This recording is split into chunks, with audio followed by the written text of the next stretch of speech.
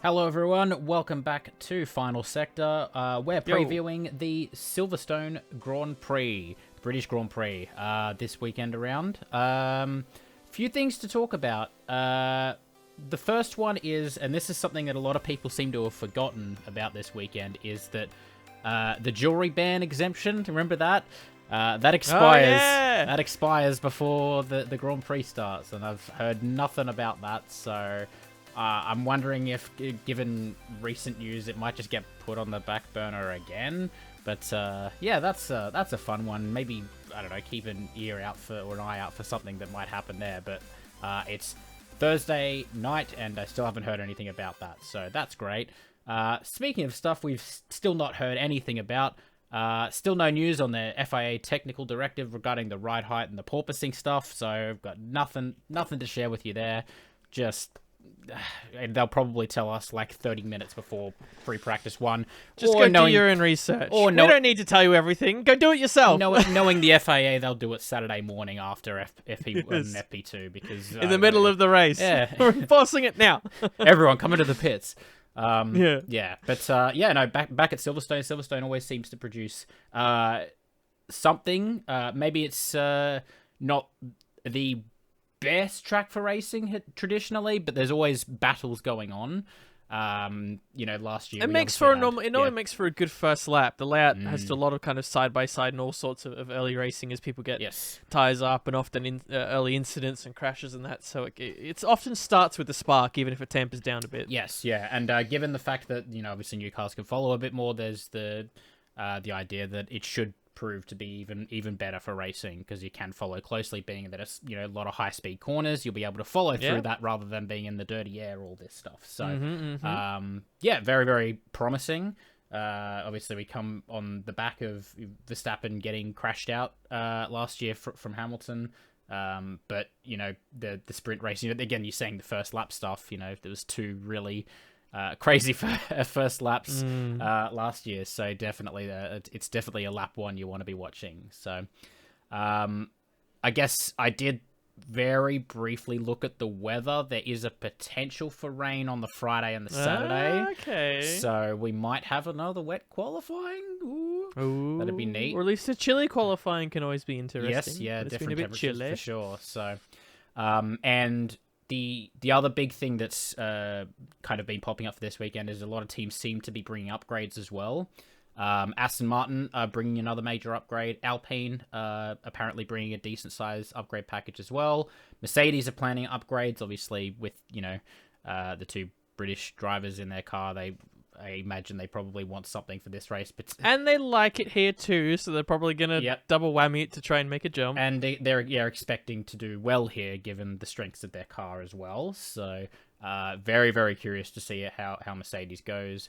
Williams are going to trial an updated aero package on Albon's car only. So I'm guessing they've only got the one. Williams needs something, so they're kind of... I saw that, and they said they suspected if it works, it could give them up to a second a lap in quality conditions. I didn't see So it almost seems that. like if it's that big a jump, they only want to test it on one car. Maybe it's just they have so few resources. They're like, look, we just want to get it out there and confirm our suspicions and then do it across both. But allegedly, I think... second God, lap. I don't remember... That'd be apparently huge. I swear it was a second. Maybe I could be. I swear they said under quality conditions if they can maximize it. Apparently, it's worth a lot. That'd be... I think they said the words. I think someone said was it was Red Bull-esque. So maybe it's like again they're doing an changing Aston to that Martin. kind of. Okay, I see. think Right. that's yes. Okay. Whether I'm pretty sure I read it from a fairly credible source this morning. Okay. Maybe I should double check. No, that's all right. I didn't look. Maybe into in editing, Yeah. I'll slap something over and go. Sorry. Anyway, outside of Williams, apparently no major upgrades from McLaren planned for the rest of this year. So that's them done for upgrades. Well, they did say they would tighten the cost cap, didn't they? But they're going to be focusing on small changes and unlocking performance from their existing package. It does seem... From their existing driver, you mean? That's a good one. Very good. Spending all their money on psychology and all that shit. I don't know. Yes. But yeah, they need to find something from that car because they just seem to be a bit all over the place at the moment. Stuck. Yes. And then they're I didn't see anything else on this, but there's rumors Red Bull will be bringing an upgrade of some kind as well, but I didn't see anything concrete. So Haas obviously still not bringing anything, and I think for a few more races, I think they're still happy with what they got. Again, they're kind of like McLaren in the sense that they want to unlock the potential in their current car before they bring upgrades. So. Or commit to needing to, put more upgrades on it. So, but a few teams bringing quite a lot of things, so I expect to see a decent amount of running in the practice sessions, and curious to see what pays off come the race time as well. So could be a little mixed out there, yeah. Definitely. In saying that, we're back at a smooth, like, proper track, proper circuit this time around, and lots of high-speed corners, so I expect teams like your Ferraris and Mercedes to do quite well here. I'm curious to know what your thoughts are on where you think it's going to stack up before we go into predictions. Yeah, like pre-predictions chat. Yeah. I think the case is for every race we've had this year, this is probably the most likely that Mercedes are likely to stick a nose in, or if they get a jump early, they're not necessarily just going to be overtaken 1 or 2 laps in and then just sent to sit in the middle of the front and the backfield. It's really hard to say. I think a huge part of this race will come down to how those first 2 laps play out. I mean, we even saw in the sprint race last year when Max managed to just hold Hamilton off early despite how crazy he was trying to get by, and that was enough to lock it in. And I feel like it's probably going to be similar here, but then I feel like they're not necessarily going to spread apart, but they'll be closer. And I think if Mercedes, as I said, gets ahead, it could jumble it around a bit. Again, with some races this year with strategy too, we've seen 2-3 stops. We've seen, almost a no stop. So I'm wondering if that could play into it too. This is a very long, I believe it's normally quite a long pit lane unless I'm mistaken, because could be, yeah. Even though you cut the last corner, you slow down quite early. So I think it's normally quite a longer stop. So things like safety cars and potential VSCs, which aren't that uncommon, could play into it as well. So I think, I guess, after we've had a few decent races, but they kind of fizzled here and there, I'm almost hoping that we get an exciting first lap, a bit of a shuffle of drivers, maybe Max falls back a few, and then just a bit of chaos going on. But it's hard to say with speed, as you say. We're almost, the numbers still seem to say that on raw pace, Ferrari still seem a little quicker than Red Bull, and this is a kind of track where you'd think they're probably more likely to have their stuff together than other tracks, so maybe they'll just be up there. But then Max has been on a bloody roll, so who's to say that's going to stop him? And the Mercedes factor is unknown, so... Yeah. Not even looking at anyone else, just those top 3. Yeah.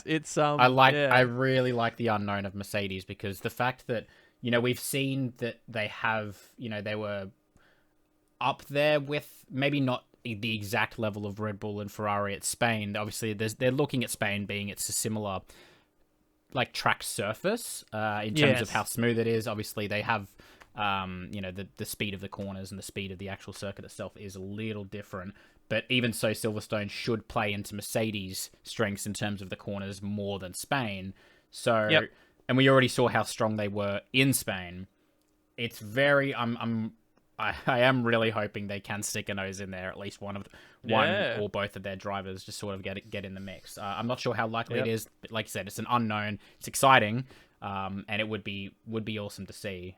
Given we're coming to a few tracks coming up as well that will be similar-esque or similar-ish, where they're smooth track surfaces. So, it would be really cool to see. But before we basically give away all our predictions, let's go into our predictions, starting with our current scores, where I think I get my first 2 out of 2 last weekend, and I'm very proud. I was going to say, we're looking at Kyle, you've got 8, and I have 7 out of a lot. But I correctly predicted Max and Max last week, and you went the bold Checo, I think, didn't you? Yes, I took a poke and then he binned it. Yeah. So that's the last time I do that. I believe never in go you, bold. Checo. Yep, I never know. Again. But like I said, play along at home if you want. A little bit of fun. But we'll go into who do you think will get pole position at Silverstone this weekend? Kyle. So I'm going to go back to the same reason I used a few races ago. When I used to put Leclerc on pole. Then I'm going to put Leclerc on pole. Because I feel like, again, it's been some rocky stuff going on or whatever, but I feel like almost all three teams now are almost like, you just get the vibe they've all kind of reset and they're back at the top of their potential game. Mercedes with that risen a bit. Yep.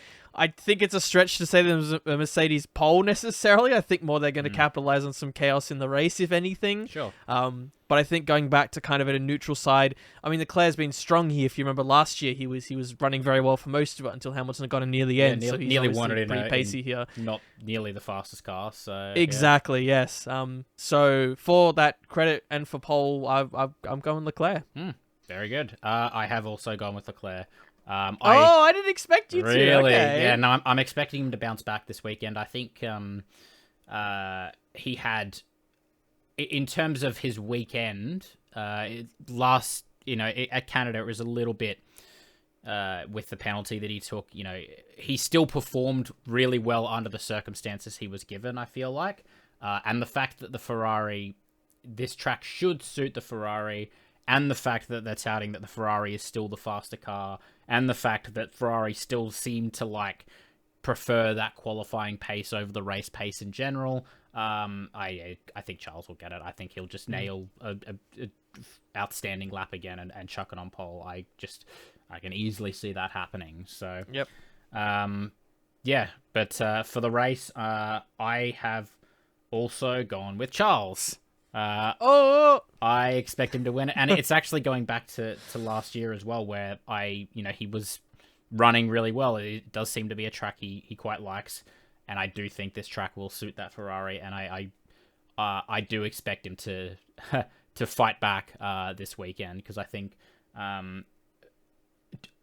not knowing Charles obviously at all as a person, just knowing what is on screen, I'm going to speculate about him, but he obviously just doesn't seem to be that kind of person to, it's so far away, and then sort of not so much give up, but just sort of let someone run away with it. You can just sort of see him being like, no, if I have a car that's going to take me, I'm going to do absolutely everything to get back at the front. And I reckon he's just going to fight, even if maybe he doesn't have the fastest race car, or he does start from a little bit further back. I think he will just absolutely send it here. I think it's just something that he will do. He needs to, I think he needs to get back to the top step. I think it's important for him, and I think it's important for his championship, and I think he knows it as well. So, but I'm curious to see who you've gone with.